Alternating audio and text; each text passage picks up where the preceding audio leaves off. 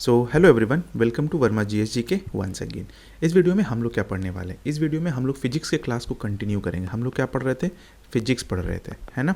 Physics में हम लोग दो चीज़ पढ़ चुके हैं। एक पहला यूनिट पढ़ लिए हैं पूरा का पूरा, और दूसरा वीडियो में हम लोग मोशन पूरा का पूरा कवर कर चुके हैं। ठीक है, अगर वो आप वीडियो नहीं देखे तो आप जाकर देख लीजिएगा। हम इस वीडियो के डिस्क्रिप्शन में उसका लिंक डाल देंगे। ठीक है, तो वो आप जाकर जरूर देख लीजिएगा, आपके लिए इंपॉर्टेंट होगा। अब ये जो वीडियो है ना, ये टोटली है force and laws of motion पर, जो कि बहुत इंपॉर्टेंट है। यहाँ से भी क्वेश्चंस बहुत सारा आता है ना। इसके एप्लीकेशंस, इसके एग्जांपल्स बेस्ड क्वेश्चंस बहुत ज़्यादा आते हैं, तो वो चीज़ देखना होगा। हम लोग को कॉन्सेप्ट समझना होगा आराम से। थ्योरी है, बहुत ज़्यादा कुछ है नहीं, बट अगर आप सिंपल से समझते हो, सिंपल तरीके से समझते हो, तो आपको पूरा का पूरा कवर हो जाएगा। आपको कहीं और कुछ पढ़ने का ज़रूरत नहीं पड़ेगा। ठीक है, हम क्वेश्चन जब करवाएंगे ना, तो क्वेश्चंस में भी आप देख लीजिएगा, आपको टू द पॉइंट, एकदम टू द फैक्ट जो होता है ना, एकदम जो पढ़ा रहे वहीं से क्वेश्चंस आ रहा है। आप प्रीवियस ईयर उठाकर भी क्वेश्चंस को देख सकते हैं। ठीक है, तो चलिए हम लोग बिना देर के हुए स्टार्ट करते हैं आज के वीडियो को, जो कि है हमारा force and laws of motion. Force and laws of motion. सबसे पहले हम लोग फोर्स के बारे में पढ़ेंगे। फोर्स क्या है? अब देखिए क्या होता है फोर्स। फोर्स के बारे में क्या कहा गया है? The effort needed to push और पुल। सिंपली तो बोल सकते हैं पुश और पुल ऑफ एन ऑब्जेक्ट। ठीक है ना, on an object is called the force. मतलब किसी भी बॉडी को, किसी भी ऑब्जेक्ट को अगर हम पुश कर रहे हैं और पुल कर रहे हैं, मतलब धक्का दे रहे हैं या खींच रहे हैं, तो उसमें जो काम जो कर रहे हैं ना, दैट इज फोर्स। ठीक है ना, जो एफर्ट जो लग रहा है, that is force. The effort needed to push और पुल, और क्या क्या तुरंत चिपक जाता है, हाँ। तो the effort needed to push और pull change the shape of a body is known as force, है ना। अगर बॉडी में चेंजेस भी आ रहा है, जैसे अगर मान लीजिए हम किसी चीज़ पर फोर्स लगाएं, मान लेते हैं एक बलून है, इस पर से फोर्स लगाए, इस पर से फोर्स लगा, और ये चिपक जा रहा है। ठीक है ना, तो इसके शेप और साइज में क्या हो रहा है? चेंजेस आ रहा है। ये डिफॉर्म्ड हो रहा है। हो सकता है ऐसे हो जाए, हो सकता है ऐसे हो जाए, हो सकता है छोटा हो जाए, ऐसा करके हो सकता है ब्लास्ट कर जाए। तो डिफॉर्मेशन हो रहा है। दैट्स वाई हम लोग बोलेंगे कि वो जो एफर्ट जो लगा है ना, जो नीड जो हुआ, एफर्ट नीड जो हुआ उस चीज़ को करने में, यानी कि एक पर्टिकुलर बलून को डिफॉर्म करने में जो एफर्ट जो यूज़ हुआ है, उसको हम लोग फोर्स बोलते हैं। ठीक है, अब ये तो फोर्स हम लोग को समझ में आ गया कि अगर मान लीजिए कोई बॉडी है, ऐसा है, ठीक है, इस बॉडी पर हम लोग कुछ फोर्स अप्लाई किए हैं, है ना। हम समझा देते हैं, आपको प्रॉब्लम नहीं होगा, है ना। ये बॉडी है, इस बॉडी पर कुछ है, यहाँ पर कुछ फोर्स अप्लाई हुआ है, और इसमें थोड़ा सा डिफॉर्मेशन, और ये हो सकता है कि पॉइंट ए से पॉइंट बी की तरफ चला गया हो। ठीक है ना, तो ये हम बोल सकते हैं कि हाँ, उस पर फोर्स अप्लाई हुआ है। नेक्स्ट में क्या है? इफेक्ट ऑफ फोर्स, जो कि इंपॉर्टेंट है। ये सबसे क्वेश्चंस बनता है। इफेक्ट ऑफ फोर्स, फोर्स जब किसी बॉडी पर अप्लाई होता है, जब किसी भी बॉडी पर फोर्स अप्लाई होता है, तो इसमें क्या चेंजेस क्या आता है? ठीक है ना, इसमें चेंजेस क्या आता है, तो वो चेंजेस को हम लोग को समझना है, उसके बेसिस पर एग्जाम्पल्स को देखना है। तो सबसे पहला एग्जाम्पल क्या है? Force can cause motion in an stationary body. अब स्टेशनरी बॉडी करने का मतलब हो गया जो बॉडी रेस्ट में होता है। ठीक है, जो बॉडी क्या चीज़ में है? रेस्ट में। स्टेशनरी का मतलब रुका हुआ, रेस्ट में। तो force can cause motion in a stationary body. किसी भी रेस्ट वाले बॉडी में, है ना, किसी भी रेस्ट वाले बॉडी में अगर फोर्स अप्लाई होता है, तो इसको ये मोशन में लेकर आ सकता है। तो फोर्स का इफेक्ट ये हो गया नंबर 1। दूसरा क्या है? Force can stop moving body. अगर कोई बॉडी मूव कर रहा है, अगर कोई बॉडी मूविंग फॉर्म में है, अगर इस पर हम लोग फोर्स अप्लाई कर देते हैं, तो क्या होगा? ये बॉडी रुक सकता है, ये रुक जाएगा।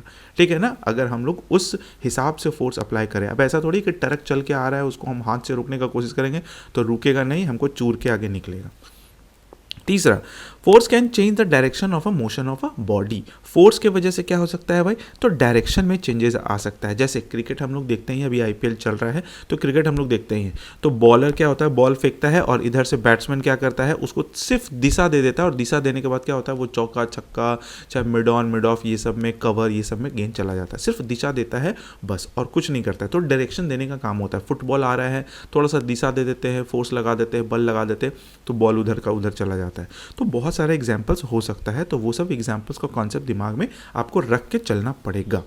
ठीक है, नेक्स्ट है, force can change the speed of a moving body. किसी भी मूविंग बॉडी का स्पीड में चेंजेस ला सकता है ना। अगर मान लीजिए कोई बच्चा साइकिल चला रहा है, ठीक है, उस पर कोई बच्चा साइकिल चला रहा है, और वो चलता जा रहा है, हम उसको क्या करें? पीछे से और फोर्स लगा के धक्का दे दे, तो उसका स्पीड में क्या हो जाएगा? चेंजेस आ जाएगा। ठीक है, उसका स्पीड में चेंजेस आ जाएगा। हो सकता है वो धीरे चल रहा, हो सकता है स्लो चलने जाएगा। आगे से अगर फोर्स लगा देते हैं, तो हो सकता है उसका स्पीड में कमी आ जाएगा। तो ऐसा कुछ हो सकता है, फोर्स के वजह से हम लोग क्या कर सकते हैं, किसी भी मूविंग बॉडी के स्पीड को चेंज कर सकते हैं। नेक्स्ट है force can change the shape and size of a body. Force के वजह से किसी भी बॉडी का शेप और साइज चेंज हो सकता है।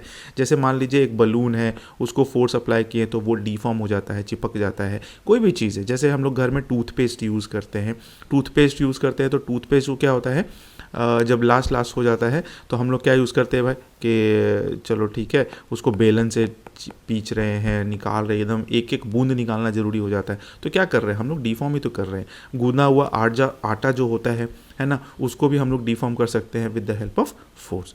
तो बहुत सारा एग्जाम्पल्स है, वो एग्जाम्पल्स को ध्यान में रखना पड़ेगा। और भी हमारे डेली लाइफ से बहुत सारे एग्जाम्पल्स बन सकता है, फोर्स का इफेक्ट बन सकता है।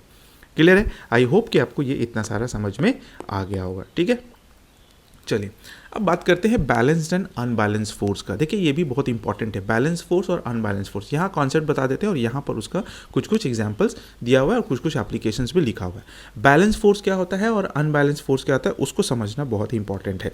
समझते हैं उसको। अब बैलेंस फोर्स क्या होता है, सपोज कीजिए एक बॉडी यहाँ पर है, ठीक है, एक बॉडी यहाँ पर है, ए नाम का कोई बॉडी है, इस पर से फोर्स अप्लाई हो रहा है इधर से, और फिर इस पर से भी फोर्स अप्लाई हो रहा है इधर से। सपोज कीजिए इधर से फोर्स हम अप्लाई किए हैं 5 न्यूटन, ठीक है ना। न्यूटन क्या है, हम लोग जब फोर्स का यूनिट पढ़ेंगे, एक्चुअली समझ लीजिए फोर्स का जो यूनिट जो होता है ना वो न्यूटन होता है, वो हम लोग पढ़ेंगे। फोर्स अप्लाई किया गया 5 न्यूटन, इधर से भी फोर्स अप्लाई किया गया 5 न्यूटन। अब हमको ये बताइए कि जब फोर्स अप्लाई हो गया 5 न्यूटन का, थोड़ा सा इसको हम बड़ा कर लेते हैं, हाँ, फोर्स अप्लाई हो गया 5 न्यूटन का इधर से भी और 5 न्यूटन का इधर से भी, तो क्या ये बॉडी मूव करेगा? नहीं मूव करेगा। क्यों? क्योंकि दोनों तरफ से फोर्स अप्लाई सेम हुआ है। तो जब सेम फोर्स अप्लाई होता है ना, तो वो हम लोग कहते हैं क्या हो गया, कि वो बैलेंस्ड फोर्स हो गया। वो कौन सा फोर्स हो गया? वो बैलेंस्ड फोर्स हो गया, जिसमें बॉडी का मूवमेंट नहीं हुआ। बॉडी का मूवमेंट नहीं हुआ, जब बॉडी का मूवमेंट नहीं होगा तो एक्सेलरेशन नहीं, वेलोसिटी नहीं, समथिंग कुछ भी नहीं, बॉडी रेस्ट में था, रेस्ट में ही रह गया। क्यों? क्योंकि उस पर बैलेंस फोर्स अप्लाई हुआ। बट इसी का अपोजिट अगर हम लोग देखते हैं अनबैलेंस फोर्स के बारे में, तो अनबैलेंस फोर्स में क्या होता है, अगर एक बॉडी है, ठीक है, इस बॉडी पर कुछ मतलब फोर्स अप्लाई हुआ है, इधर से मान लेते हैं फोर्स अप्लाई हुआ है 5 न्यूटन और इधर से फोर्स अप्लाई हुआ है मान लेते हैं 8 न्यूटन, ठीक है ना। तो अब बॉडी मूव किधर कर जाएगा? इधर मूव कर जाएगा। क्यों? क्योंकि इधर से फोर्स क्या लग रहा है? ज़्यादा लग रहा है। इधर से फोर्स क्या लग रहा है? ज़्यादा लग रहा है, जिसकी वजह से क्या हो जाता है, ये बॉडी इधर मूव कर जाता है। यानी कि एक्सेलरेशन क्या हो जाता है, इसके जिधर से फोर्स ज़्यादा लग रहा है उसके डायरेक्शंस में निकल जाता है। तो ये हो गया अनबैलेंस फोर्स। क्यों? क्योंकि बॉडी मूव कर गया। तो आई होप कि आपको ये बैलेंस फोर्स और अनबैलेंस फोर्स आपको प्रॉपरली समझ में आ गया कि क्या होता है, बैलेंस फोर्स क्या होता है, अनबैलेंस फोर्स क्या होता है। हम इसलिए एग्जाम्पल से आपको समझा दिए। अब आते हैं इसका ये क्या बोलते हैं, बैलेंस फोर्स का कुछ एप्लीकेशन से जान लेते हैं क्या क्या हो सकता है, उसका कैरेक्टरिस्टिक क्या क्या हो सकता है। नंबर 1 में क्या है बैलेंस फोर्स में? नंबर 1 में क्या है, they do not change the state of rest of body. अगर बैलेंस फोर्स अप्लाई हो रहा है तो किसी भी बॉडी का जो स्टेट ऑफ रेस्ट पोजीशन है, रेस्ट पोजीशन को वो चेंज नहीं कर सकता। जैसा कि हम लोग देख लिए कि अगर बॉडी है, इधर से भी 5 न्यूटन और इधर से भी 5 न्यूटन अप्लाई हुआ, तो ये चीज़ पॉसिबल नहीं है कि ये बॉडी मूव करे। नेक्स्ट है, they do not change the state of motion of a body. ये अगर कोई बॉडी मोशन में जा रहा है, ठीक है ना, अगर मान लीजिए उसका स्पीड है, मान लीजिए 5 किलोमीटर पर आवर है, तो अगर उस पर बैलेंस फोर्स काम कर रहा है तो ये नहीं हो सकता है कि उसका स्पीड में कोई चेंजेस आ जाए। वो जैसे चल रहा है वैसे चलते रहेगा। क्यों? क्योंकि उस पर एक बैलेंस फोर्स अप्लाई हो रहा है। नेक्स्ट में क्या है, they do not produce any acceleration. किसी भी बॉडी में एक्सेलरेशन प्रोड्यूस नहीं कर सकता। क्यों? क्योंकि अगर बॉडी रेस्ट में है, उस पर बैलेंस फोर्स काम किया, वो तो मूव किया नहीं, और without movement there is no acceleration. जब वेलोसिटी ही नहीं होगा, जब मूवमेंट ही नहीं होगा, तो एक्सेलरेशन होना इट नॉट पॉसिबल। हो गया। नेक्स्ट में है, it makes the body move with constant velocity. जैसे चल रहा है वो वैसे ही चलते रहेगा अगर उस पर बैलेंस फोर्स काम कर रहा है तो। They can change the shape of the body but not the direction. वो बॉडी का शेप चेंज कर सकता है बट डायरेक्शन चेंज नहीं कर सकता है। बॉडी का शेप चेंज कर सकता है, चलो ठीक है, बॉडी का शेप थोड़ा बहुत चेंज हो गया, बट डायरेक्शन चेंज नहीं कर सकता। वो जैसे था वैसे ही रहेगा, जैसे चल रहा है वैसे ही रहेगा। सपोज कर लीजिए बहुत भारी मिट्टी का, जैसे होता है ना, मिट्टी, गीला मिट्टी रखा हुआ है, ठीक है। अब मिट्टी जब गीला मिट्टी जब रखा हुआ और इस पर फोर्स अप्लाई होते हो सकता है कि इसके जो शेप है ना, इसमें चेंजेस आ जाए, बट क्या इसका डायरेक्शन चेंज होगा? ये तो मूव ही नहीं कर रहा है, तो डायरेक्शन चेंज होने का बात ही नहीं उठता है। है ना।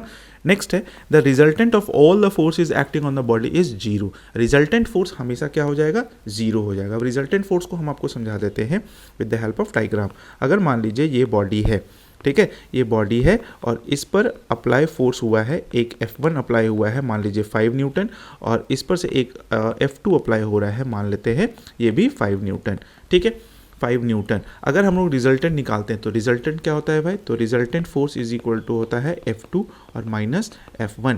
तो F2 इज इक्वल टू भी 5 और F1 is equal to 5। Resultant को हम लोग ऐड भी कर सकते हैं, बट ये अगर अपोजिट डायरेक्शन से लग रहा है तो यहाँ पर तो 5 लेंगे, -5 लेंगे, तो -5 भी लेके चलते हैं तो भी मेरा 0 आ जाएगा, ठीक है। जैसे देख लिए रिजल्टेंट फोर्स निकालने के लिए क्या करते हैं, F1 और प्लस F2 करते हैं। तो F1 मेरा वैल्यू कितना है 5 और F2 मेरा क्या है, अपोजिट डायरेक्शन में लग रहा है तो -5। तो 5 और -5 क्या हो गया, ऐसे भी 0 हो जाएगा। तो रिजल्टेंट फोर्स हमेशा क्या हो जाएगा, 0 ही होगा। तो ये आपको ध्यान में रखना होगा, ये इसका कैरेक्टरिस्टिक है बैलेंस फोर्स का। थ्योरी बेस्ड क्वेश्चंस होता है तो थ्योरी से रिलेटेड आपको क्वेश्चंस पूछा जा सकता है, ठीक है। चलिए नेक्स्ट में आते हैं, that is unbalance force. Unbalance force क्या होता है, अनबैलेंस फोर्स क्या है भाई, तो अनबैलेंस फोर्स क्या हो गया वो हम लोग ऑलरेडी समझ चुके हैं फॉर्मूला में। वो जो कॉन्सिक्वेंसेस था उसका क्या था भाई, कि अगर बॉडी है इधर से 5 न्यूटन फोर्स अप्लाई हुआ है और इधर से क्या हो गया 8 न्यूटन अप्लाई हो गया, तो क्या हो जाएगा, बॉडी इस साइड में मूव कर जाएगा। ये हो गया अनबैलेंस फोर्स। उसका कैरेक्टरिस्टिक क्या है, they changes the state of rest of body. ये स्टेट ऑफ रेस्ट को चेंज कर सकता है, मतलब जो रेस्ट में बॉडी है उसको मोशन में ला सकता है। They can bring about the change in a state of motion of a body. वो स्टेट ऑफ मोशन में है तो उसको भी चेंजेस कर सकता है, मोशन से रेस्ट में ला सकता है, डायरेक्शन चेंज कर सकता है, कुछ भी कर सकता है। They produce acceleration and deceleration. ये बॉडी को एक्सेलरेट कर सकता है, ये बॉडी को डिसेलरेट भी कर सकता है। ग्राफ में ऑलरेडी पढ़ चुके हैं, एक्सेलरेशन हो गया और डिसेलरेशन हो गया, यानी कि स्पीड को बढ़ा भी सकता है, स्पीड को कम भी कर सकता है, जैसे हम लोग गाड़ी में करते हैं, बाइक्स में। They can change shape of the body and the direction also. ये शेप को भी चेंज करता है और इसके डायरेक्शंस को भी चेंज करता है। तो ये चीज़ अनबैलेंस फोर्स में पॉसिबल है। The resultant of all the forces acting on the body is not zero. यहाँ रिजल्टेंट फोर्स जीरो नहीं हो सकता है, क्यों, क्योंकि दोनों का जो मैग्नीट्यूड जो होता है ना वो डिफरेंट होता है। मैग्नीट्यूड अगर डिफरेंट है तो रिजल्टेंट फोर्स जीरो होने का सवाल ही नहीं उठता है। तो आई होप कि आपको बैलेंस फोर्स और अनबैलेंस फोर्स, ठीक है ना, बैलेंस फोर्स और अनबैलेंस फोर्स आपको समझ में आ गया होगा, ठीक है। तो ये इंपॉर्टेंट हो जाता है और इसका कैरेक्टरिस्टिक इज वेरी इंपॉर्टेंट, जिससे क्वेश्चंस बन सकते हैं, ठीक है। चलिए नेक्स्ट क्वेश्चंस में आते हैं, that is the law of motion. अब मोशन का बहुत सारा लॉ है, लेकिन उसमें सबसे इंपॉर्टेंट है जो हमारा न्यूटन लॉ ऑफ मोशन, जो कि बेस बनाया है न्यूटन्स लॉ ऑफ मोशन, ठीक है ना। इसको सर आइजैक न्यूटन दिए थे 1686 में। 1686 में सर आइजैक न्यूटन ना 3 लॉ बताए थे और तीनों लॉ के माध्यम से ही बहुत सारा चीज़ आजकल के टाइम में चल रहा है और ये हमेशा चलती रहेगा। लॉज ऑफ मोशन उनका दिया हुआ था, तो ये बहुत ही इंपॉर्टेंट लॉ है, ध्यान में रखना है। 1686 में दिया गया था, ठीक है। चलो भाई, तो समझते हैं क्या है। ये तो हम लोग देख लिए कि भाई न्यूटन्स लॉ है और ये 1686 में दिया गया। किसके थ्रू दिया गया भाई, तो sir Isaac Newton, sir Isaac Newton, है ना, सर आइजैक न्यूटन। चलो भाई, अब देख लेते हैं इसका रूल क्या क्या है। तो लॉज ऑफ मोशन में 3 लॉज आता है। पहला लॉ ये हो गया, दूसरा लॉ ये हो गया, तीसरा लॉ ये हो गया। ये यहाँ पर इंट्रोडक्शन दिलवा दिए थोड़ा सा, और उसके बाद में डिटेल में तो हम लोग पढ़ेंगे ही पढ़ेंगे। सबसे पहला में क्या दिलवा दिया गया है, देखिए सबसे पहला है Newton first law of motion gives a precise definition of inertia and force, ठीक है। न्यूटन पहला लॉ ऑफ मोशन जो है ना, पहला लॉ है जिसमें हम लोग को एक प्रिसाइज डेफिनेशन मिल जाता है, किसका भाई, इनर्शिया का, जो आगे डिस्कस करने वाले हैं हम लोग, और फोर्स का, वो भी डिस्कस करने वाले हैं। तो फोर्स तो हम लोग पढ़ ही लिए हैं, और फोर्स को डिफाइन कर देता है और इनर्शिया को भी ये डिफाइन करता है। इनर्शिया बहुत ही अच्छा चीज़ है, एग्जाम में क्वेश्चन बनता है और आया हुआ भी है प्रीवियसली। सेकेंड लॉ में क्या है, तो Newton second law of motion establish the relationship between force and momentum. ये क्या करता है, फोर्स और मोमेंटम के बीच में रिलेशनशिप मतलब रिलेशनशिप क्रिएट करता है कि ये फोर्स और मोमेंटम एक दूसरे से कैसे रिलेट कर रहा है। तो ये सेकेंड लॉ ऑफ मोशन में हम लोग पढ़ते हैं। और थर्ड लॉ ऑफ मोशन जो होता है, Newton's third law of motion establish the relationship between the action and reaction forces. Action और रिएक्शन फोर्सेज को ये समझाता है कौन भाई, तो Newton third law of motion. अब सब सारे लॉ को और फिर इनर्शिया, मोमेंटम, इम्पल्स, ये सब चीज़ को हम लोग एक करके पढ़ लेते हैं। सबसे पहला है Newton first law of motion, ठीक है, Newton first law of motion. सबसे पहले जान लेते हैं कि Newton first law of motion बोलता क्या है। A body continue to be its state of rest or in uniform motion or in a straight line unless it is compelled लिखा गया compelled by some external force applied to change that state। मतलब कोई भी body तब तक rest में रहेगा, तब तक यूनिफॉर्मली मोशन में रहेगा, स्ट्रेट लाइन में चलता रहेगा, जब तक कि उस पर कोई भी अनबैलेंस फोर्स काम ना करे। ठीक है, तो ध्यान में रखिएगा, कोई बॉडी जहाँ रखा हुआ है वो वहीं रहेगा जब तक कि वो वहाँ से अनबैलेंस फोर्स के रूप में काम ना करे, उस पर कोई भी तरह का अनबैलेंस फोर्स काम ना करे। जैसे मान लीजिए बुक है, अब बुक रखा हुआ है, बुक अपने से तो मूव नहीं करेगा जब तक कि कोई आएगा नहीं, उठाएगा नहीं, चाहे टेबल को धक्का नहीं देगा, गिरेगा नहीं। तो एक बाहरी अनबैलेंस फोर्स काम करना जरूरी हो जाता है। ठीक है, नहीं तो वो अपना जो रिक्वायर्ड स्टेट है, जिस स्टेट में वो ऑलरेडी है उसी स्टेट में रह जाएगा। मान लीजिए कोई गाड़ी मूव कर रहा है ना, गाड़ी कोई मूव करते जा रहा है कॉन्स्टेंटली मूव करते जा रहा है, ठीक है ना, एक यूनिफॉर्म मोशन में, तो वो यूनिफॉर्म मोशन में ही चलता रहेगा जब तक कि उस पर कोई अनबैलेंस फोर्स काम ना करे। अब वो हो सकता है कि रास्ता थोड़ा सा सर्कुलर आ जाए, तो वहाँ हम लोग को एक्सेलरेटर कम करेंगे तो अपने आप स्पीड कम हो जाएगा, तो वो थोड़ा सा चेंज हो जाएगा। तो वो किसी भी तरीके से हो सकता है। चलिए, इट कंसिस्ट ऑफ 3 पार्ट्स। अब देखिए न्यूटन फर्स्ट लॉ में ना 3 पार्ट है, तीनों पार्ट को हम ब्रेक कर दिए हैं। सबसे पहला पार्ट क्या है, a body at rest will remain and rest, है ना, unless some external force act on it to change the state of rest. मतलब कोई भी बॉडी रेस्ट में है तो वो रेस्ट में ही रहेगा जब तक कि उस पर से कोई एक्सटर्नल फोर्स काम ना करे। तो ये ध्यान में रखने वाली चीज़ है, कोई भी बॉडी रेस्ट में है तो वो रेस्ट में ही रहना पसंद करेगा जब तक कि कोई बाहरी फोर्स उस पर काम ना करे। दूसरा पार्ट क्या है, a body is in uniform motion continue to move uniformly in a straight line, ठीक है, unless some external force act on it change the state of motion. मतलब कोई भी बॉडी अगर यूनिफॉर्म मोशन में है तो वो कंटिन्यूअसली यूनिफॉर्म मोशन में ही चलता रहेगा जब तक कि बाहर से कोई एक्सटर्नल फोर्स उस पर अप्लाई ना हो। ठीक है, एंड नेक्स्ट में है तीसरा नंबर इसका पार्ट है, a body continue to move along the same straight line. कोई भी बॉडी अगर स्ट्रेट लाइन में मूव कर रहा है तो वो स्ट्रेट लाइन में मूव करते रह जाएगा जब तक कि unless some external force act on change its direction, जब तक कि कोई ऐसा फोर्स ना आ जाए जो उसके डायरेक्शन में चेंजेस ला दे। हो सकता है कि अब रास्ता टेढ़ा हो जाएगा तो वहाँ हम लोग चेंज करके आगे निकलेंगे। तो ये 3 पार्ट है Newton's first law of motion में। एक्चुअल में Newton first law of motion क्या है, ये चीज़ें अगर शॉर्ट में आपको जानना था तो हम यहाँ पर ऑलरेडी बता दिए हैं। Newton first law of motion हम लोग को इनर्शिया और फोर्स का डेफिनेशन देता है और ये बोलता है कि कोई भी बॉडी तब तक रेस्ट में रहेगा जब तक कि उस पर कोई एक्सटर्नल फोर्स काम ना करे। क्लियर हो गया, यहाँ तक कोई भी प्रॉब्लम नहीं होना चाहिए आपको। ठीक है, चलो भाई आते हैं Newton first law defines inertia. Newton first law है ना जो इनर्शिया को डिफाइन करता है। अब इनर्शिया क्या होता है वो हम लोग समझ लेते हैं। ठीक है, अब जब इनर्शिया को डिफाइन करता है ना, इसलिए इसको हम लोग लॉ ऑफ इनर्शिया भी बोलते हैं और गैलीलियोज लॉ भी बोलते हैं। गैलीलियो कुछ एक्सपेरिमेंट किए थे, ठीक है ना, तो उसके बेसिस पर गैलीलियो लॉ भी बोलते हैं और लॉ ऑफ इनर्शिया भी बोलते हैं। तो ऐसा नहीं है कि अगर क्वेश्चन में आ जाए कि law of inertia, Galileo's law, Newton first law of motion, ये सब चीज़ तो सब एक ही है। अब बात करते हैं इनर्शिया का। इनर्शिया क्या है? Inertia means resistance to change. Inertia का मतलब होता है ना, कोई भी चीज़, मतलब कोई भी बॉडी जो है ना उसी जगह पर रहना चाहता है, उसी जगह पर रहना चाहता है, अपने आप को रेसिस्ट करता है कि नहीं मेरे को यहीं पर रहना, मेरे को यहीं पर रहना। हम लोग कुछ अलग से फोर्स लगाते हैं और उसमें वो जब वो अप्लाई करते हैं तो वो बोलता है कि नहीं भाई तुम फोर्स लगा रहे हो, हम यहीं रहना चाहते हैं। उसी के बेसिस पर पूरा का पूरा इनर्शिया का है। इनर्शिया का हिंदी क्या होता है? जड़त्व। वो जड़त्व मतलब जड़ बनाकर बैठ जाता है एक जगह पर कोई भी चीज़, है ना। Inertia is a kind of property, ये एक प्रॉपर्टी है of an object which makes it resistance to any kind of change. किसी भी तरीके के चेंज को किसी भी तरीके के चेंजेस में आने के पहले वो अपने आप को रेजिस्ट करता है कि नहीं मेरे को चेंज नहीं होना है, मेरे को चेंज नहीं होना है।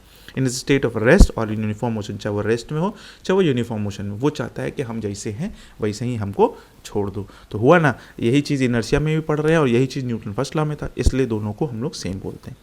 Inertia of a body is measured by its mass. Inertia जो होता है ना वो मास के थ्रू मेजर किया जाता है।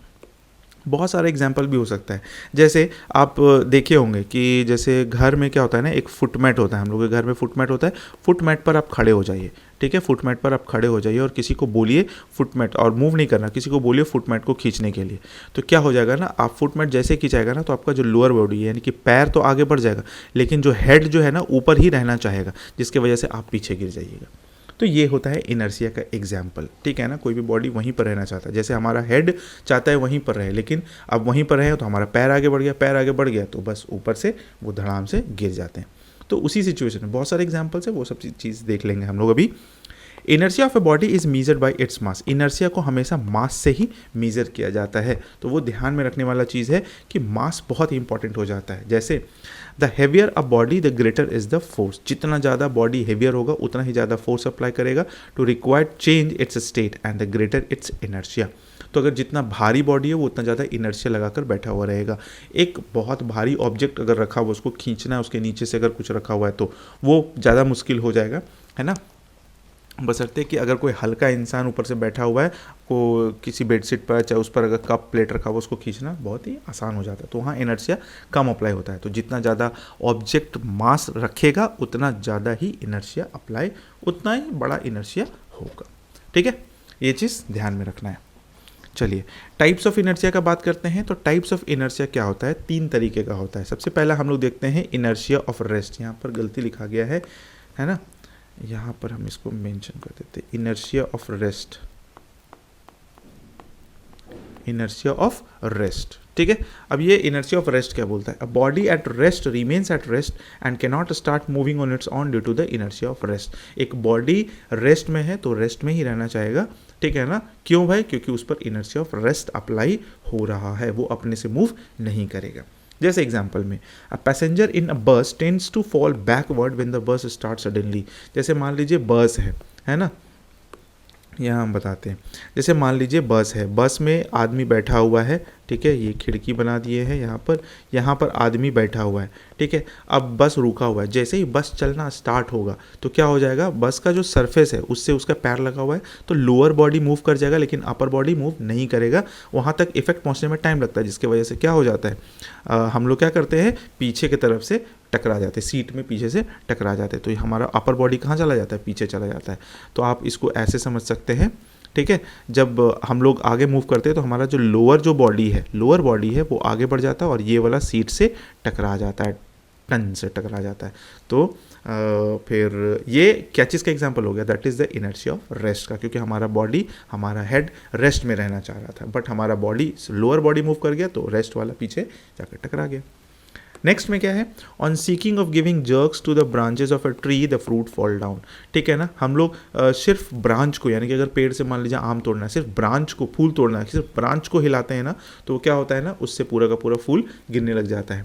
कैसे होता है भाई, तो मान लीजिए ब्रांच है, ब्रांच से फूल लगा हुआ है, ठीक है, ब्रांच से फूल लगा हुआ है, तो ये जब हिलाते हैं ना तो ब्रांच जब हिलता है तो वो अपना पोजीशन को छोड़ देता है, और पोजीशन को जैसे ही छोड़ता है तो जो फूल है जो वहीं रहना चाहता है उसके पोजीशन से वो सपोर्ट हट जाता है, वो ग्रेविटी की वजह से नीचे गिर जाता है, ठीक है। तो ऑन सीकिंग और giving jerks to the branches of a trees the fruit fall down, fruits गिर जाता है।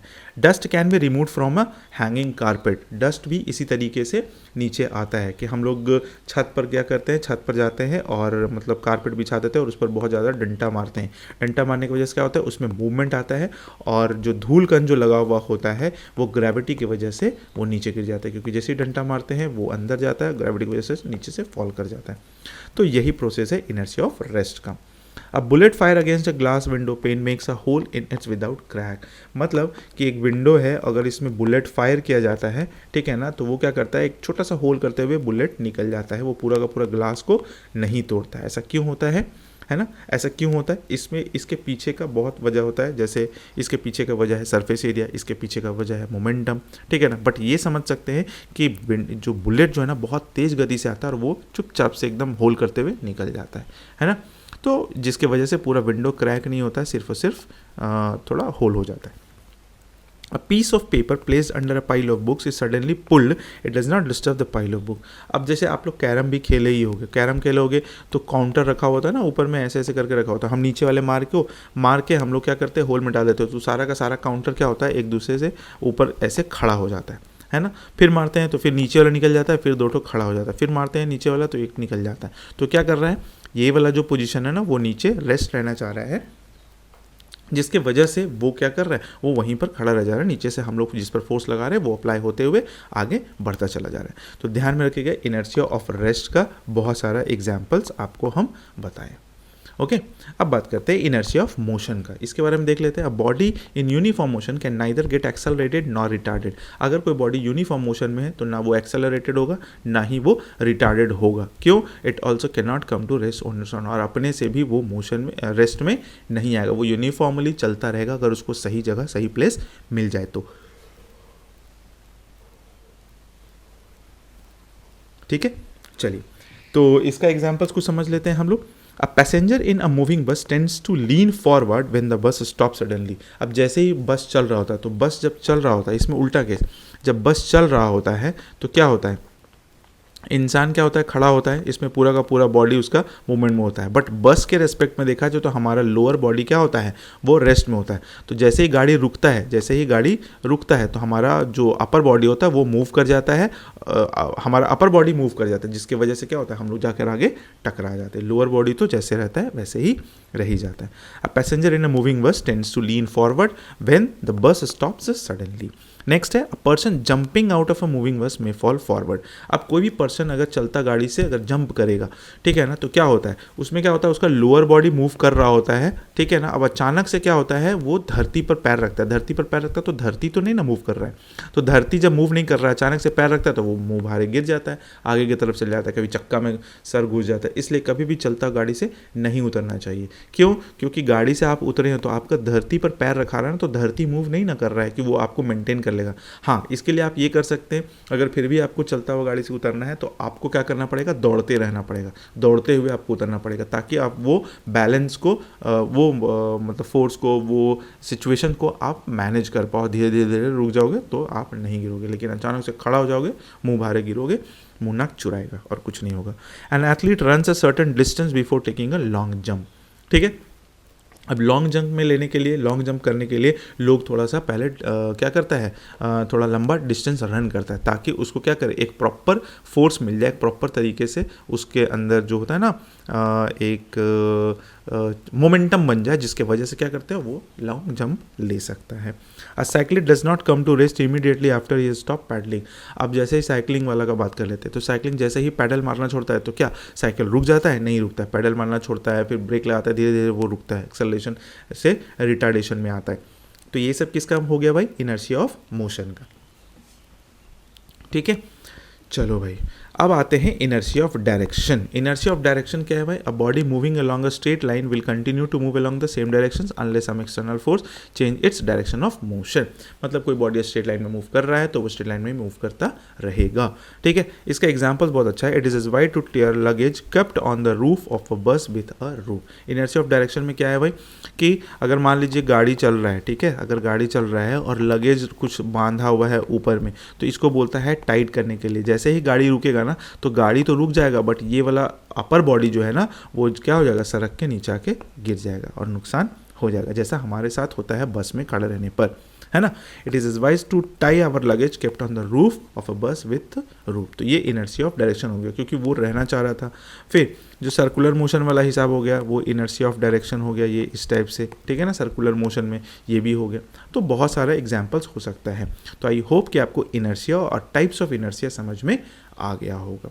ठीक है, एक चीज़ हम यहाँ पर बताए नहीं है आप लोग, अच्छा ठीक है, चलिए वहाँ पर बताएंगे ना। फोर्स में आ रहे हैं ना, अभी तो फोर्स का हम लोग ये पढ़ रहे थे, टाइप्स वगैरह, उधर तो आना ही है हमको। इनर्शिया ऑफ डायरेक्शन, चलिए मोमेंटम का बात करते हैं, यहीं पर हम लोग डिस्कस भी कर लेंगे। मोमेंटम क्या होता है? The momentum of body of a mass m travelling with velocity v is defined as a product of mass and velocity. सीधे तौर पर आपको ये समझना है कि मास ऑफ द बॉडी और वेलोसिटी, ठीक है ना, का अगर प्रोडक्ट फाइंड करते हैं तो हम लोग को मोमेंटम मिलता है। ये ध्यान में रखने वाला चीज़ है, तो ध्यान में रखिएगा ये। तो P इज इक्वल टू क्या हो जाएगा, मास इनटू वेलोसिटी। ये हमारा मास है, ठीक है, और ये हमारा वेलोसिटी है।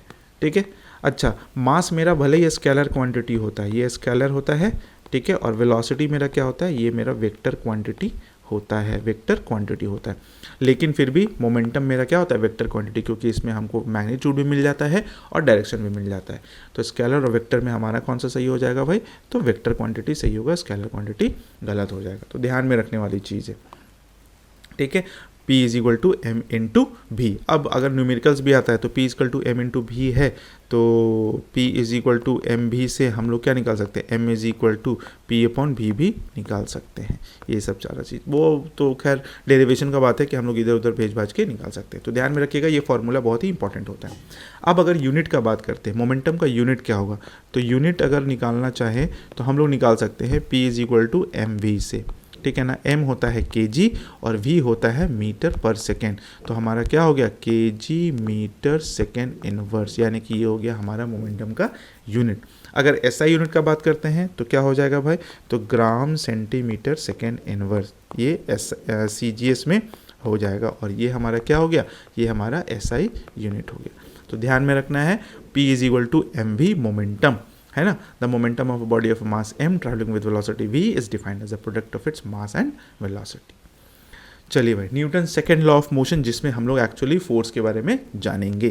तो Newton second law of motion क्या कहता है, the rate of change of momentum of a body is directly proportional to the applied unbalance force in direction force. अब देखिए, Newton second law of motion से पहले हमको मोमेंटम को बताना जरूरी था। अभी मोमेंटम से एक और चीज़ है जो थर्ड लॉ के बाद हम लोग पढ़ेंगे, है ना। मोमेंटम इसलिए बताना जरूरी था क्योंकि हमारा Newton second law of motion में मोमेंटम का काम आता है। अब क्या काम आता है वो देख लेते हैं। बोल क्या रहा है Newton second law of motion, the rate of change of momentum. तो rate of change of momentum कहने का मतलब क्या हो गया, जब भी चेंज इन मोमेंटम है इसका मतलब फाइनल मोमेंटम होगा और इनिशियल मोमेंटम होगा। तो मोमेंटम का फॉर्मूला मेरा क्या होता है, P is equal to m v होता है। तो अगर फाइनल हम लेके चलते हैं, मेरा मास कांस्टेंट रहेगा, फाइनल लेके चलते हैं तो एम वी हो गया, और इनिशियल लेके चलते हैं तो एम यू हो गया, क्योंकि v और u हम लोग इनिशियल और फाइनल पढ़ चुके हैं पहले के क्लासेस में। अगर आप नहीं देखे हैं तो जाकर जरूर देखिए, वहाँ आपको समझ में आएगा कि क्या होता है इनिशियल वेलोसिटी, क्या होता है फाइनल वेलोसिटी, है ना। फाइनल वेलोसिटी को v से डिनोट करते हैं, इनिशियल वेलोसिटी को u से डिनोट करते हैं। तो the rate of change of momentum of a body is directly proportional to the applied unbalance force, यानी कि F इज इक्वल टू क्या हो जाएगा, m v minus m u upon t. ये हो गया हमारा Newton second law of motion. अब इसको हम लोग डेराइव जब करते हैं तो हम लोग यहाँ पहुँचते हैं।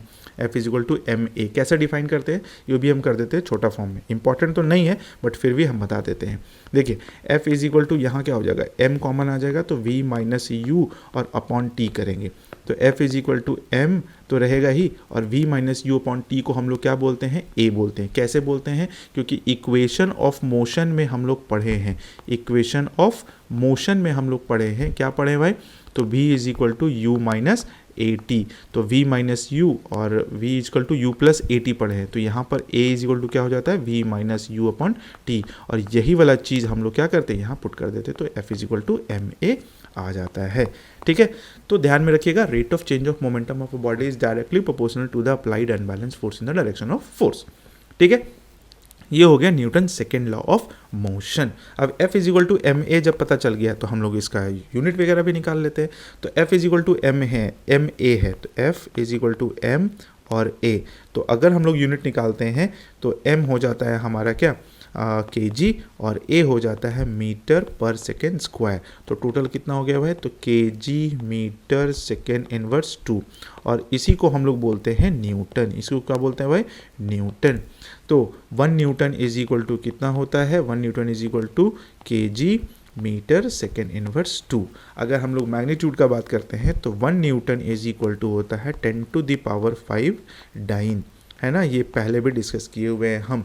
1 Newton is equal to 10 to the power 5 dyne, और अगर देखा जाए तो 1 डाइन इज इक्वल टू अगर करते हैं तो 10 to the power minus 5 Newton. तो ये हो गया हमारा SI यूनिट, और डाइन जो होता है ना वो होता है हमारा CGS यूनिट, ठीक है। तो ध्यान में रखना है ये सब सारा चीज़ को, यूनिट्स भी ध्यान में रखना है ताकि हम लोगों को कोई भी तरह का कोई भी क्वेश्चंस में प्रॉब्लम ना हो। तो Newton second law of motion हो गया। आगे आते हैं application of Newton second law of motion. बहुत सारे एग्जांपल्स हैं, तो एग्जांपल्स को समझ लेते हैं फटाक से। A karate player breaks a pile of tiles और a slab of ice in a single blow, ठीक है ना। Newton second law of motion में क्या आता है, कराटे प्लेयर जैसे मान लीजिए स्टैक रख देता है और फटाक से इसमें मारता है तो क्या होता है, ये पूरा टूट जाता है। तो ये क्या करता है, मोमेंटम क्रिएट होता है, और उसी मोमेंटम क्रिएट होने की वजह से क्या होता है, पूरा का पूरा एक ही ब्लो में टूट जाता है। एक टूटा, उसका फोर्स ट्रांसफर हुआ, उसका फोर्स ट्रांसफर ऐसे करते करते पूरा में हुआ और पूरा चला गया। तो टेक्निक भी होता है और उसके पीछे का साइंस भी है।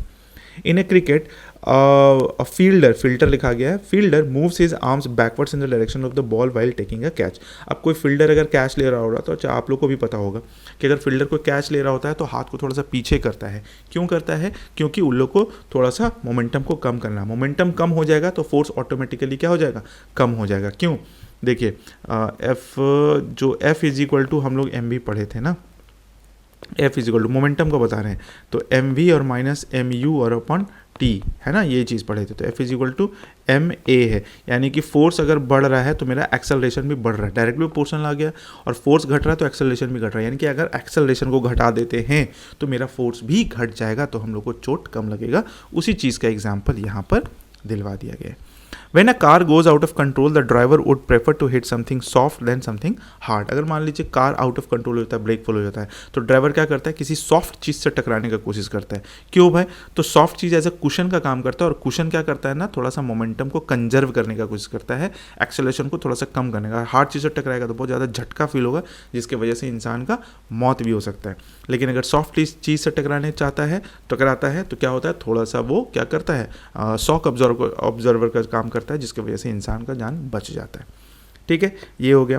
Athletes performing in a high jump athletic event and made fall either a cushion और बेड और अ सैंड बेड। जब एथलीट अपना गेम वगैरह परफॉर्म्स कर रहा होता है, चाहे वो पोल वॉल्ट हो गया, चाहे लॉन्ग जंप हो गया, तो ये जब ऊपर से जंप करके जब नीचे गिरता है तो नीचे क्या होता है? या तो कुशन होता है या तो रेत होता है, ताकि वो क्या उसको ज़्यादा चोट ना लगे, उसका पैर ना टूटे। अगर ढलाई रहेगा, मान लीजिए सीमेंट करेगा तब तो पैर एक ही बार में कहानी ख़त्म हो जाएगा। ठीक है, तो वो कुशन इसलिए दिया जाता है ताकि वो क्या करे, जब भी आए तो ये थोड़ा सा दब जाए और थोड़ा सा मेंटेन करे, एक्सेलरेशन को कम कर दे, और जिसकी वजह से क्या हो जाएगा? काम आसान हो जाएगा।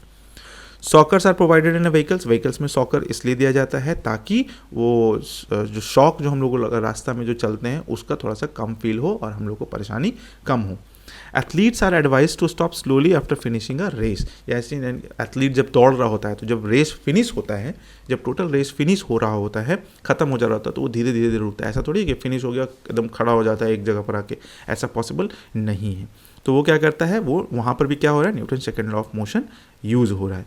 Car passengers are advise to wear seat belts. Car passenger बोलते हैं ना कि सीट बेल्ट लगा के बैठिए। अगर मान लीजिए कहीं ब्रेक लगा तो हम लोग आगे टकराना जाए, सीट में नाक मुँह ना चुरा जाए, तो थोड़ा सा उसमें झटका फील होता है, तो जो सीट बेल्ट है हम लोग को बांधने के लिए अलाउ किया जाता है। ये कंपलसरी भी है, नहीं तो फिर फाइन लगता है। Glassware are packed with soft material with transportation. अगर मान लीजिए शीशा का कुछ सामान मंगा रहे हैं फ्लिपकार्ट से, चाहे कहीं से भी कुछ भी मंगा रहे हो, तो उसमें क्या होता है ना, कुशन टाइप का चारों तरफ दिया हुआ रहता है, ताकि अगर झटका लगे भी तो वो ऑब्जॉर्व कर जाए और अंदर का जो शीशा वाला जो बर्तन है वो ना टूटे। ठीक है, तो ये सब किसके वजह से हो रहा है? ये मोमेंटम जो क्रिएट हो रहा है ना, rate of change of momentum, उसको हम लोग कम कर दे रहे हैं, जिसकी वजह से हमारा फोर्स कम हो जा रहा है, और वही फोर्स की वजह से क्या हो जा रहा है? हम लोग का काम आसान हो जा रहा है, नुकसान नहीं हो रहा है। ठीक है ना। स्प्रिंग्स, ठीक है ना, वो स्प्रिंग सीजन नहीं है, स्प्रिंग्स जो पेन वेन में लगा होता है ना, present in a car seat. Car seat में क्या होता है? स्प्रिंग लगा होता है, सॉकर लगा हुआ ऑलरेडी है, और सीट में भी लगा होता है, ताकि हम लोग को बहुत ज़्यादा जर्क फील ना हो। तो ये हो गया हमारा application of Newton second law of motion. इतना सारा है, इतना सारा से बहुत सारा क्वेश्चन बन सकता है। क्वेश्चन सॉल्व करेंगे तो आपको पता भी चलेगा। बात करते हैं इम्पल्स का। इम्पल्स क्या होता है? The force which act on bodies for short time are called impulsive force. यानी कि जब फोर्स अप्लाई होता है तो जो शॉर्ट टाइम ड्यूरेशन में जो बॉडी पर जो इफेक्ट आता है ना, that is called the impulse. ठीक है ना। और इसको और भी एक डेफिनेशन दे सकते हैं, impulse of a force is a measure of total effect of the force applied for a short time. तो शॉर्ट टाइम के लिए जो टोटल मेजरमेंट ऑफ इफेक्ट जो होता है ना, उसी को हम लोग इम्पल्स बोलते हैं। ध्यान में रखिएगा, इम्पल्स का फॉर्मूला क्या होता है? Force into time, force into time. तो अगर हम इसको आई से डिनोट कर देते हैं तो force into time F into T हो जाता है। ठीक है।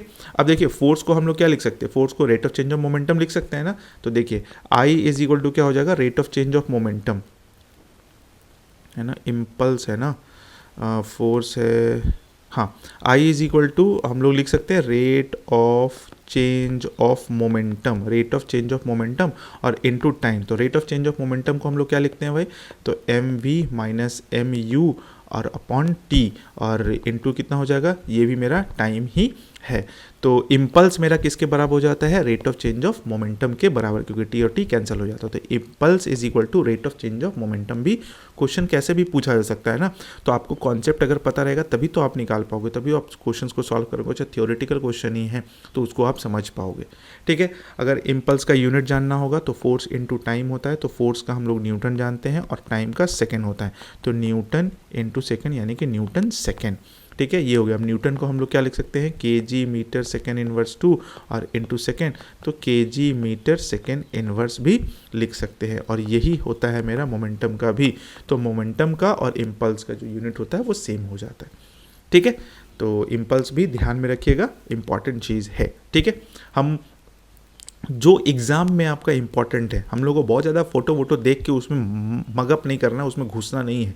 ठीक है ना, फोटो देख लेने से हाँ अच्छा लग रहा नहीं, और हम लोग को मेन कंटेंट ही नहीं मिल रहा है, मेन पढ़ाई ही नहीं मिल रहा है, तो वो सब चीज़ नहीं। कॉन्सेप्ट समझना है, कॉन्सेप्ट समझ के हम लोग को एग्ज़ाम देना है, एग्ज़ाम क्वालिफाई करना है, और उसके अलावा कुछ नहीं। हम लोग को फोटो वोटो देख के हाँ बहुत ज़्यादा ज़रूरत होता है कि नहीं भाई बिना फोटो को नहीं समझाया जा सकता। जैसे ज्योग्राफी, उसमें बिना फोटो को नहीं समझाया जा सकता है। केमिस्ट्री में आपको कितना फोटो दिखाया जाएगा बताइए। अगर मान लीजिए केमिस्ट्री कोई पढ़ा रहा है, चाहे किसी पढ़ रहे हो, कितना भी फोटो दिखाएगा, हर केमिकल का फोटो दिखा के आपको क्या ही कर लेगा। आपको तो केमिस्ट्री में थोड़ा सा वो क्या बोलता है, रोट लर्निंग करना पड़ता है कि हाँ तुमको आपको थोड़ा सा पढ़ना पड़ेगा, याद करना पड़ेगा, रटना पड़ेगा, कोई उपाय नहीं है ना। देख रहे हैं जिस लेवल का एग्जाम हो रहा है, एक तो एग्जाम में स्कैम पर स्कैम चलते जा रहा है, उसके ऊपर से भी प्रॉब्लम हो रहा है। तो अगर आप अपना स्टडी को, आप अपना प्रीपरेशंस को अगर नेक्स्ट लेवल पर नहीं लेके जाओगे तो सिलेक्शन नहीं होगा। हो सकता है बुरा लगे, लेकिन यही सच्चाई है। Next, Newton's third law of motion का बात करते हैं। Newton third law of motion बहुत इजी है, बट पूरा का पूरा बहुत खतरनाक चीज़ भी है। To every action there is an equal and opposite reaction. कोई भी एक्शन अगर हो रहा है तो उस पर से इक्वल एंड अपोजिट रिएक्शन हो रहा है। अगर मान लीजिए कोई बॉडी है, इस पर अगर एफ लग रहा है तो इधर से भी एफ लगेगा, बट वो निगेटिव डायरेक्शन में लगेगा। तो to every action there is an equal and opposite reaction. Equal लगेगा बट इन अपोजिट डायरेक्शन में लगेगा। ठीक है, जैसे एग्जांपल में है the gun recoils when we shot a fire. जब गन फायर करता है, ठीक है ना, तो क्या करता है, रिक्वायलिंग करता है, गन थोड़ा सा पीछे झटका पीछे की तरफ लेता है। ठीक है, तो वो क्या हो गया भाई, तो आगे गया बुलेट, आगे फोर्स लगाया है तो पीछे भी झटका देगा, तो पीछे भी गन आता है। The flying of jet aeroplane and rocket. Aeroplane अगर मान लीजिए ऐसे उड़ रहा है तो नीचे से क्या होता है, नीचे से फोर्स। तो जब नीचे से जो फ्यूल जो जलता है वो क्या करता है, धरती से टकराते हुए उसको फोर्स के ऊपर लेके जाता है। जैसे रॉकेट, हम लोग रॉकेट यूज़ करते हैं दीपावली में, तो क्या होता है जब नीचे से आग लगाते हैं तभी तो ऊपर भागता है। तो नीचे से ये वाला रिएक्शन हो जाता है, ये वाला एक्शन हो जाता है, ये वाला रिएक्शन हो जाता है और ये वाला एक्शन हो जाता है। ठीक है, पर्सन स्विमिंग कर रहा होता है, कोई इंसान अगर मान लीजिए स्विमिंग कर रहा है तो क्या हो रहा है, पैर को अलग हिला रहा है, हाथ को अलग कर रहा है, तो पैर से रिएक्शन दे रहा है और हाथ से एक्शन कर रहा है, आगे निकलते चला जा रहा है। वॉकिंग ऑन ग्राउंड, हम लोग चल रहे हैं तो हमारा पहला स्टेप हो गया, तो पीछे वाला 2 पैर है, अब 1 पैर रहेगा तो आप एक्शन रिएक्शन नहीं कर पाओगे, तो आपको उछल के मेढक के जैसे चलना पड़ेगा, है ना। तो अगर हम लोग चल पा रहे हैं तो क्या हो रहा है, वहाँ पर भी Newton third law of motion apply हो रहा है। रोइंग अ बोट अगर चला रहे हैं तो हम लोग क्या करते हैं, जो चप्पू होता है वो चलाते हैं, चाहे पैर से होता है चलाने वाला जो बोट होता है वो चलाते हैं, यूज़ करते हैं। तो वो सब में भी सारा चीज़ Newton third law of motion का यूज़ हो रहा है।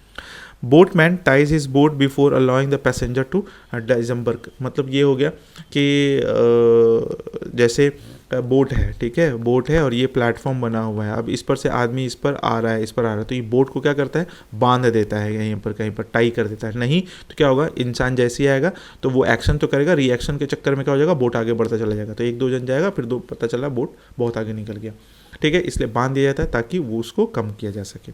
We feel pain in the hand when we hammer a nail into a wooden block. जब हम लोग हथौड़ी मार रहे होते हैं नेल पर, जो लकड़ी उकड़ी अगर मान लीजिए कांटी ठोक रहे हो तो हम लोग को हाथ में दर्द फील होता है। वो दर्द किस वजह से फील होता है, वो रिएक्शन फोर्स जो आता है ना उसके तरफ से।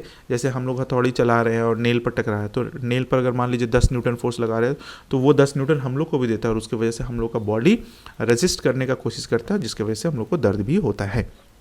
Rubber ball bounce when stuck against hard floor. अगर रबर बॉल को पटकते हैं ज़मीन पर तो क्या करता है, जंपिंग करके, यानी कि बाउंस करके ही 1-2 बार 3 बार 4 बार 5 बार ऐसे करके नीचे आता है। तो वो भी ज़रूरी हो गया, वो भी हमारा Newton third law of motion में एक्शन रिएक्शन फोर्स दिखा रहा है। We feel pain in our hands while pushing the ball. अब दीवार को धक्का देते रहेंगे, भले ही हम कुछ काम ना कर रहे हो, वहाँ पर वर्क मेरा जीरो हो गया, लेकिन फोर्स तो अप्लाई हो रहा है ना, फोर्स अप्लाई हो रहा है तो वो भी फोर्स अप्लाई करेगा, वो फोर्स अप्लाई, हम फोर्स अप्लाई करेंगे तो भले दीवार को दर्द ना हो, लेकिन दीवार फोर्स अप्लाई कर रहा है तो हमारे हाथ में दर्द हो जाएगा। तो ये सब सारा चीज़ है Newton third law of motions का जो कैरेक्टरिस्टिक बोल लीजिए, एग्जाम्पल बोल लीजिए, एप्लीकेशन बोल लीजिए, जो भी, ठीक है। चलिए law of conservation of momentum समझते हैं, जो कि बहुत ही इंपॉर्टेंट है हमारे लिए भी, ठीक है। देखिए ऐसे पढ़ाते पढ़ाते लास्ट में भी पहुंच गए। Law of conservation of momentum क्या बोलता है? In the absence of an external force the total momentum of all the bodies of A system remains constant. इसको आप ऐसे समझ सकते हो, जैसे सपोज कर लो कि यहाँ पर दो बॉडी है, ठीक है, यहाँ एक बॉडी दो बॉडी, ठीक है। ये बॉडी क्या हुआ, ये कुछ मोमेंटम से चल रहा है, कुछ स्पीड से ये चल रहा है, मान लीजिए ये चल रहा है v से, ये चल रहा है u से। अब ये दोनों एक दूसरे से टकरा गया और फिर टकराने के बाद क्या हो गया, थोड़ा सा अलग हो गया, मान लीजिए ऐसे ऐसे हो गया, ठीक है। तो इसका कुछ स्पीड हो गया, इसका कुछ स्पीड हो गया, बट यहाँ जो मोमेंटम होगा वही मोमेंटम यहाँ पर भी होगा। दैट्स वाई हम लोग बोल रहे हैं कि law of conservation of momentum होता है। मोमेंटम का कभी भी लॉस नहीं होता है, वो कंजर्व होता है इनिशियली भी और फाइनली भी। ये सब चीज़ को आप लोग प्रूफ भी किए होंगे क्लास 9th 10th में, law of conservation of momentum. But हम लोग को यहाँ डेरिवेशन का जरूरत नहीं, हम लोग को जानना है, कैरेक्टरिस्टिक जान लेना है क्या होता है। तो यहाँ पर क्या हो गया, the absence of an external force the total momentum of all bodies of A system remains constant. वो हमेशा रिमेन कांस्टेंट में ही रहेगा।